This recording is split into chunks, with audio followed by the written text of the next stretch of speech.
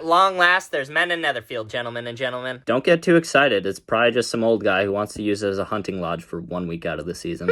Wrong. The estate and all its accoutrements will be presided over by a Mr. Bingley, who is young, amiable, and dare I say single. How do you know? I'm friends with the accoutrements. Where's Netherfield again? I failed calligraphy. Geography. It's on the opposite side of town from the Longbourn Bennet estate, of which Mrs. Bennet is expressively keen on Mr. Bingley. Gracious me, she's married. She's trying to marry off one of her 4 daughters? I believe it's 5. There's John, Eliza, Mozart, the giggly one, and Ladle. Jane Elizabeth, Mary Kitty Lydia. Mrs. Bennet intends to fire Miss Jane straight at Mr. Bingley. What does Mr. Bingley have that I don't? £5,000 a year. Really? And he's single, huh? Mayhap not for much longer. He attended the ball last night, as one does. As one does? As one does. And the blonde seems to have swept him off his feet. Sent him head over heels. Stole his lunch money. You'll get him next time. All these wedding plans. I will say, if one is to be judged by one's acquaintance, Mr. Bingley may end up spending eternity with the devil. Do you ever stop and think you might be the problem? Not even for a second, especially not when Mr. Darcy is in the room with me. Tell me, what are balls for? Very good dogs. Dancing. Twirling. Throwing it back. Mr. Darcy didn't break it down once. Who is Mr. Darcy? If I was to describe Mr. Darcy in one word, he'd think me uneducated. He's Mr. Bingley's BFF, and an unwilling dance partner. That can hardly be a condemnation of his character. Maybe he didn't know how. That's a preposterous notion. He's clearly a born and raised gentleman. Love a gentleman. Gentlemen are so fine. Then he was nervous. Social events are not calibrated for the meek. Plus, if his friend Mr. Bingley left him to dance with John, Mr. Darcy might have been too awkward to meet new people. He'd been presented with fresh acquaintance, including Miss Elizabeth Bennet, who, if the rest are not considered proper company, is heads and shoulders more intelligent. She called me a poppycock once. Exhibit A. He didn't want to dance with Elizabeth Bennet? Stretches credulity a bit, doesn't it? It's not nerves, it's arrogance. Don't you think you're jumping to conclusions? No, later Mr. Darcy bragged to Mr. Bingley that Miss Elizabeth Bennet was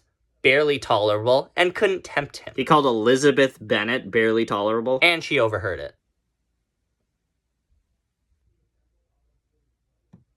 Alright, throw him to the wolves. Hold his horses. Send him to Davy Jones' locker. Different Elizabeth. It is a shame that a man twice the wealth of Bingley should behave in such a way. Twice the wealth of Mr. Bingley? And twice the height.